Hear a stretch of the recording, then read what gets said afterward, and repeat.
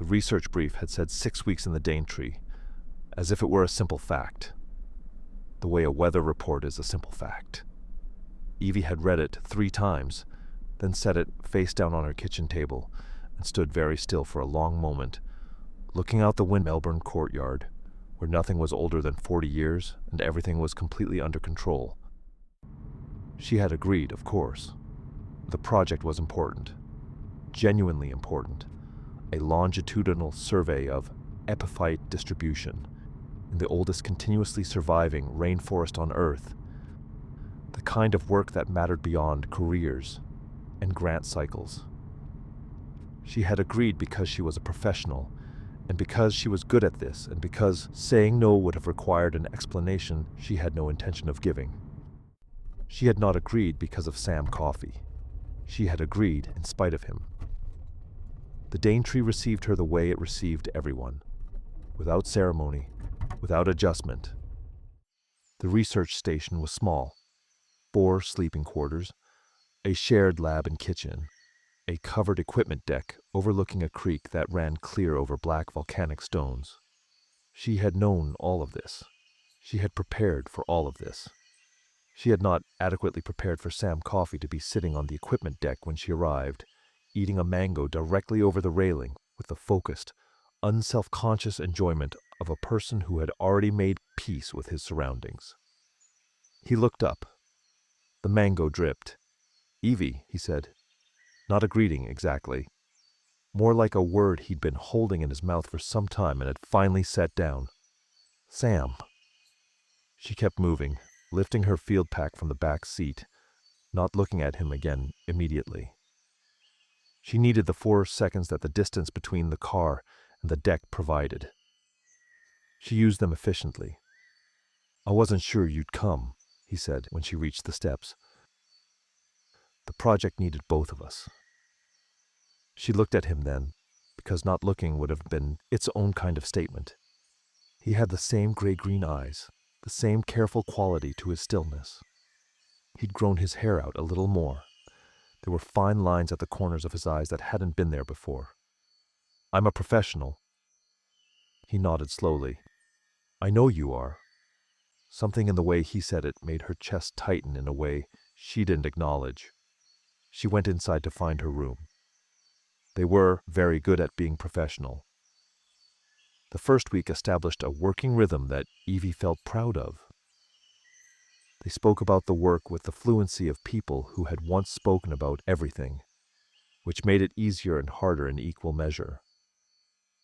"I've got 17 new epiphyte clusters on the northern transect," Sam said one morning, holding his notebook toward her. "Mostly bromeliads. 2 unconfirmed orchid genera. Cross-reference those with the 2018 survey data tonight," she said, scanning his entries without quite making eye contact. "If the second orchid genus is what I think it is, we'll need to flag it for the supplementary report." "Yes, Dr. Nakamura," he said, and the dry note in his voice was a small test. Was the old ease between them still accessible?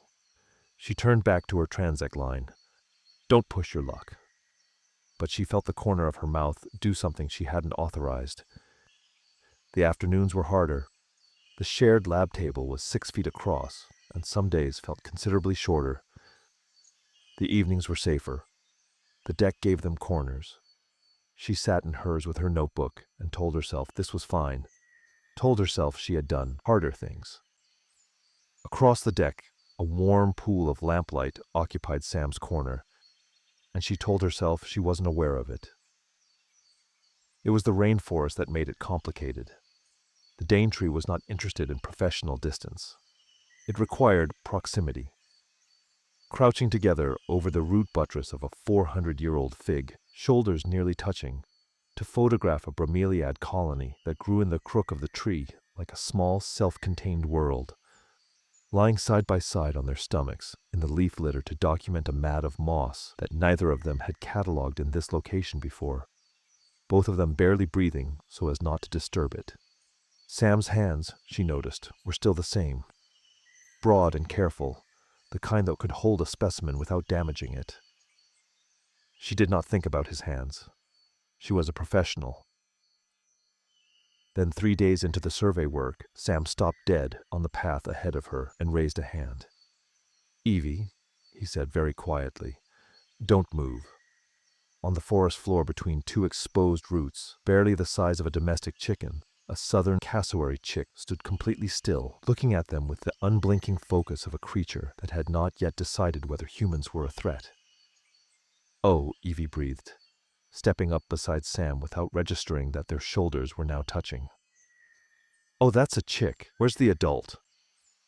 "Probably close," Sam said, very quietly, still watching the floor. "We should back up slowly."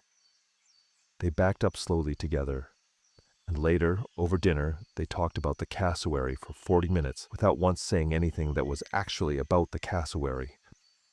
The forest kept requiring them to be close to each other, and the forest did not apologize for this. On the 9th day, Sam stopped beside the base of a large strangler fig and crouched, his voice stripped of its professional register. "Look at this," he said. She leaned in beside him to see what he was pointing at. A tiny orchid, no larger than her thumbnail, white as bone, growing from a crevice in the bark with the absolute confidence of a thing that had no idea it was improbable. "I've never seen that one at this elevation," she said, barely a whisper. "Neither have I." He looked at her sideways. "It's a good find." "It is." In the canopy above them, something moved, a Ulysses butterfly, electric blue, crossing the green dark like a signal. "We used to be good at finding things together," Sam said, quietly enough that she could have pretended not to hear it. She stood up, brushed leaf litter from her knees. "Write it up for the afternoon log," she said, and moved on to the next transect marker. She did not look back. She did not need to. She already knew exactly what his face looked like. The conversation she had been not having with him arrived on the 9th night in the form of a storm. The wet season in the Daintree does not ask permission. The rain came in hard off the coral sea just after 8, hammering the station roof with a sound like continuous applause, and the creak below the equipment deck rose fast and loud in the dark. They sat at opposite ends of the lab table, with the windows sheeted in rain, the generator running, their data spread between them. And eventually the pretending became more exhausting than the alternative. "Why did you come?" Evie asked. She hadn't planned to say it. "I could have," he said. He set down his pen. "There were other researchers." "So why didn't you?" "Because I've spent 7 years making cases for every available alternative, and I'm tired of it." She looked up then. He was watching her with that direct gray-green gaze that had always been the thing she was least defended against. "I left because I had to," she said finally, the words finding their own way out. "I need you to know that. It wasn't because I stopped." She stopped, restarted. "It was the hardest decision I've ever made."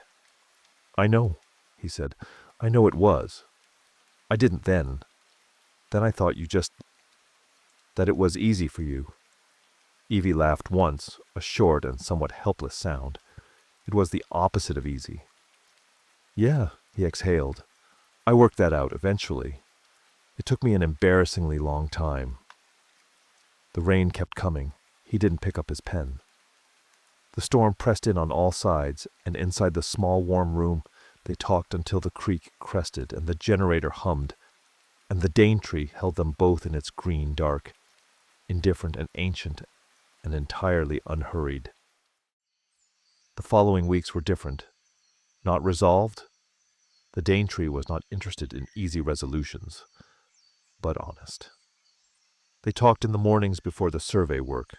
Real talk, the kind that fills in 7 years of silence with something better than absence.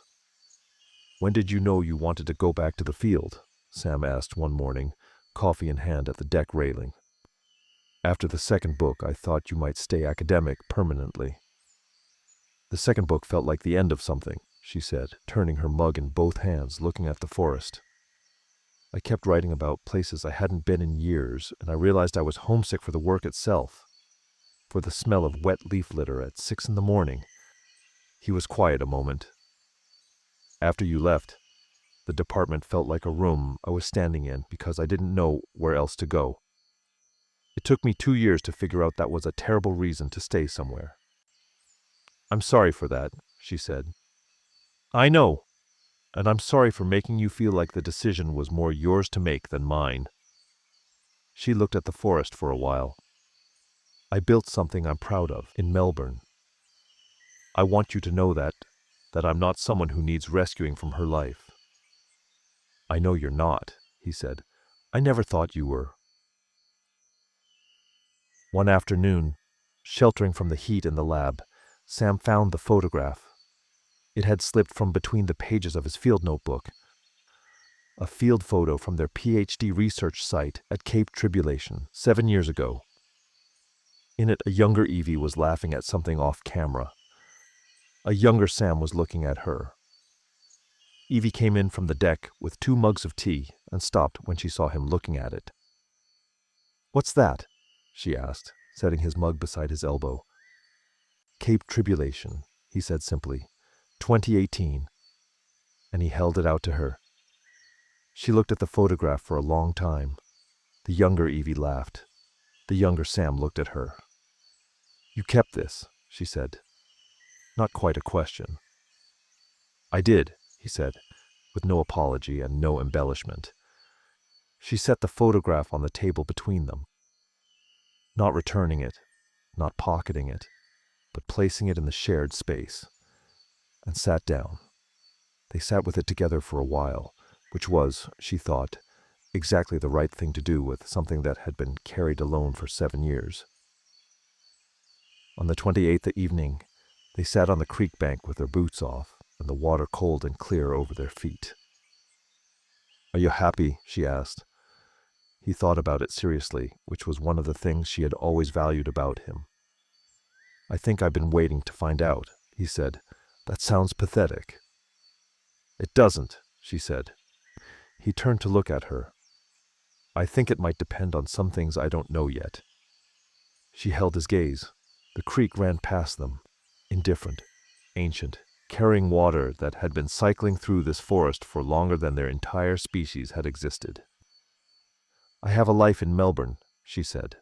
"I'm not going to dismantle it." "I know," he said. "I'm not asking you to." "Then what are you asking?" He reached over, very slowly, and tucked the loose strand of hair behind her ear. "Just that, nothing more." His hand dropped back to his own lap. "I'm asking if there's any version of the future where I'm allowed to be in it." Evie looked at the creek for a long time. Around them, the Daintree breathed and dripped and grew as it had grown for 180 million years, patient beyond any human measure. "I think," she said carefully, "that there might be." On the last morning, they packed the equipment in the gray pre-dawn, while the forest was still loud with insects and the creek ran copper in the early light. There was no declaration, no grand gesture. The Daintree had not made them into different people. It had simply given them enough time in the same place to see who they already were. There was a coffee, shared on the deck, their shoulders touching by choice rather than proximity. "I've been thinking about what you said," Sam told her, looking out at the lightening forest. "About Melbourne. Should I be concerned?" He laughed quietly, then steadied. "I've been offered a 6-month contract at James Cook, Cairns campus, starting in February." "Cairns," she said. "It's a 2-hour flight from Melbourne." "I know how far Cairns is, Sam." She was smiling before she'd finished the sentence. She was thorough with the vehicle checks. She was always thorough, and it had driven him crazy in the best possible way for 7 years. When she had nearly finished, he called across the clearing. "The northern transect data. Did you upload the final set last night?" "Last night at 10:47, she said, not looking up. "Backed up to 3 locations." A short laugh from across the clearing. "Of course you did." "Melbourne," he said, when she was almost at her vehicle. Not a question. "I'll text you when I land." She paused. "I'll actually text you." Something shifted in his expression. Not quite a smile. Something more foundational than that. Okay. The canopy closed behind her as she drove out, and for a moment the Daintree held her in its green dark, the same as it held everything. Without preference, without judgment, without any particular interest in whether she made the right call. It had seen worse decisions. It had seen better ones. It had been here for all of them. It would be here for whatever came next. 2 months later, on a Saturday afternoon in Melbourne, Evie's phone buzzed on her kitchen bench. She had been at the table with a reference book open and a framed photograph in the window. The Cape Tribulation photo, now hers to keep. The text was from Sam, landed in Cairns, 2 hours away. Thought you should know. She picked up her phone. She was smiling before she started typing. The Daintree kept growing, as it always had, as it always would.